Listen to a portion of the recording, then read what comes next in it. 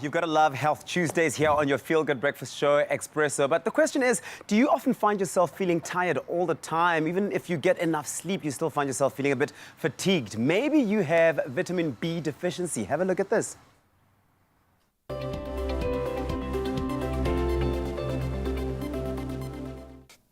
This morning, we have the pleasure of continuing our series on the importance of vitamin B and how it benefits our overall health, something I've learnt on my own personal journey in trying to understand my body more.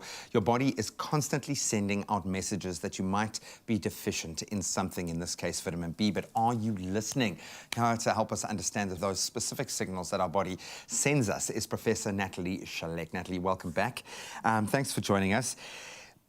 This is such an important thing for me to talk about because we kind of live in denial, maybe because of the stresses of life. In our line of work, we're always tired, so you kind of learn to just switch that off. But what should we actually be listening out for? When is our body telling us we are overtired? What are those signals? I think in the last episode, we spoke a lot about, depression and central nervous system irritability.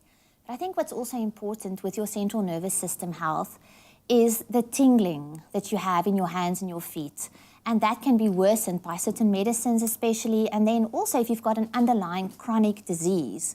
So with the fatigue that we mentioned last time that has these flu-like symptoms, you can also have peripheral outliers like a peripheral neuropathy, which is really damage to your nerve cells that you will start feeling in your hands and your feet. And then if you're also using alcohol, we have something that we call, with vitamin B1 deficiency, Wernicke's encephalopathy, but generally that leads just to rolls overall... off the tongue. I know, it's just like confusion, general confusion, which we all have on a daily basis, right? But I mean, in this case, it's severe confusion, really mental slowing. So that's an extreme example. But I think if you experience anything other than what you would normally experience, like you mentioned in your work, you are generally tired. Yeah. But if you take that to the extreme, you have to start asking yourself, do I have enough energy and do I have enough nutrients to feel what I am doing every day? Because what you are consuming may be more than what you are getting. And maybe it's worth doing a little kind of self-audit every once in a while anyway, but something that keeps coming up is the relationship between a vitamin B deficiency and being tired. Why are we tired when we don't have vitamin B? So I think, yes, vitamin B is, we call them coenzymes or cofactors in utilizing energy. So energy we use from food sources, for example, carbohydrates, lipids, and proteins. And these vitamins literally help you to break them down. And they do that with your human gut bacteria. So the bacteria use the vitamins, but they also produce vitamins. But they act as coenzymes to help you use it. So without these vitamins, you won't be able to use what you are taking in. Because that's something I was going to say, because I eat really healthily through these times, and you forget that it's not just about getting the good diet in, but about having the system to be able to support that. But diet is vitally important. Every time we've spoken to you, you've spoken about the importance of diet. How does our diet and how can we eat to help us affect our energy levels in the right way? So I always think it's important to eat as close to nature.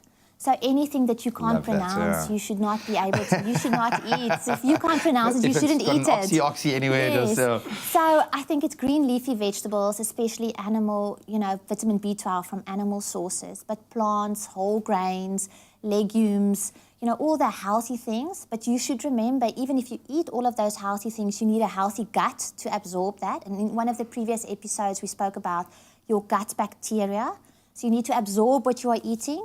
And if you eat everything and you have a good exercise regimen, and when we talk about exercise regimen, I know people are seeing Body Beat from the 80s and Jane Fonda, but that's not what we are saying. We're not saying you should do an exercise. You can even walk, just maintain an overall healthy lifestyle so that you've got good antioxidants. And then, if you still feel tired after everything, you can sit down and say to your healthcare professional, look at me, I'm the healthiest person on this planet, but I'm still tired. Then you really need to look at your vitamin levels. Oh, man, so many kind of jumping off points there to take on a tangent, but thank you so much. I think we really hit the nail on the head here, and that it's about managing that entire system. It's not just about looking at one signal, but asking yourself, are you eating right? Yes. Are you getting sleep? All of these other factors. But if not, if nothing is helping, then there is a very strong likelihood that you might be deficient in vitamin B, and that's something you really can take care of. But most importantly, listen to the signals that your body are giving you.